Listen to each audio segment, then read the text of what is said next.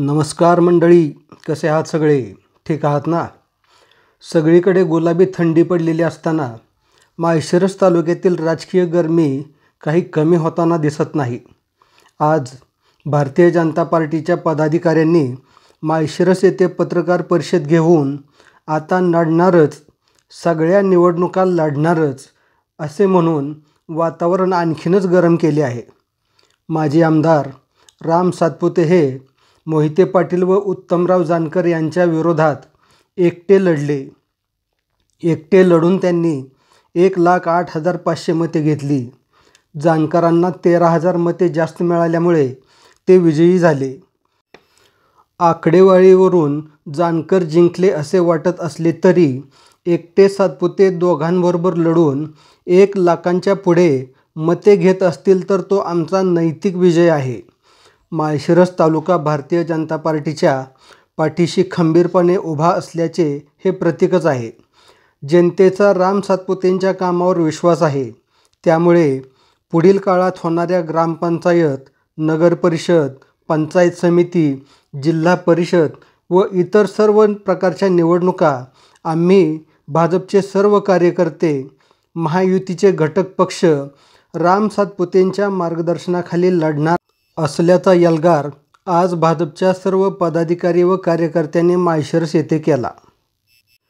मोहिते पाटील यांची खरी ताकद स्थानिक स्वराज संस्थांमध्ये एकवटली आहे.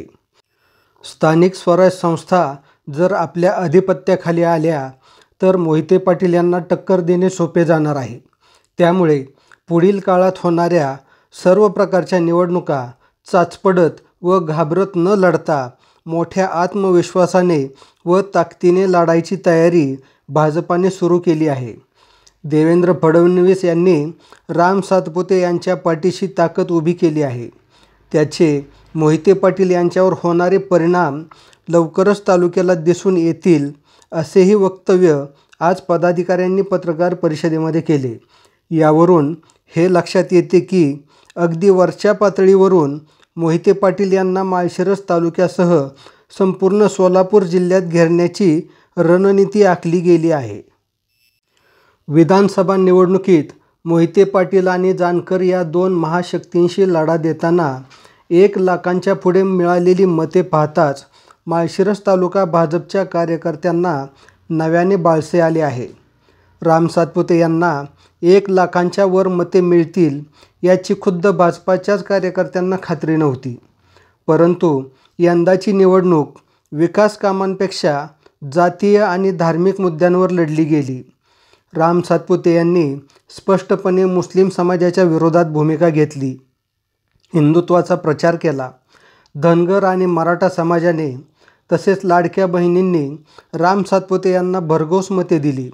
2019च्या विधानसभा निवडणुकीपेक्षा जास्त मते राम सातपुते यांना मिळाल्यामुळे माळशिरस तालुका भाजपच्या आशा पुन्हा पल्लवित झालेल्या आहेत. आपण आणखी थोडा जोर लावला असता, तालुक्याच्या पूर्व भागात प्रचाराचा धडाका उडवला असता, तेथील स्थानिक कार्यकर्त्यांना आणखी विश्वासात घेतले असते तर आज चित्र काही वेगळे पाहायला मिळाले असते अशी खंतही भाजपाला वाटत आहे. झालेल्या निसटत्या पराभवाने खचून न जाता पुन्हा नव्या उमेदीने माळशिरस तालुक्यात भाजपचे संघटन वाढवणे, कार्यकर्त्यांना ताकद देणे, पक्षाचे विविध कार्यक्रम राबवणे, जास्तीत जास्त लोकांपर्यंत पोहोचणे हे उद्देश डोळ्यासमोर ठेवून आता भाजपच्या सर्व पदाधिकारी व कार्यकर्त्यांनी धोरणे आखली आहेत. त्याचाच परिपाक म्हणून येथून पुढच्या येणाऱ्या सर्व निवडणुका राम सातपुते यांच्या मार्गदर्शनाखाली लढण्याची तयारी भाजपने केली असल्याचे दिसून येते. निवडणूक जिंकून उत्तमराव जानकर राहिले एका बाजूलाच, पण सगळ्या विरोधकांचा रोष मात्र मोहिते पाटील यांच्यावरच आहे. आज माळशिरस तालुक्याच्या पश्चिम भागाने विशेष करून राम सातपुते यांना जोरदार मतदान केले.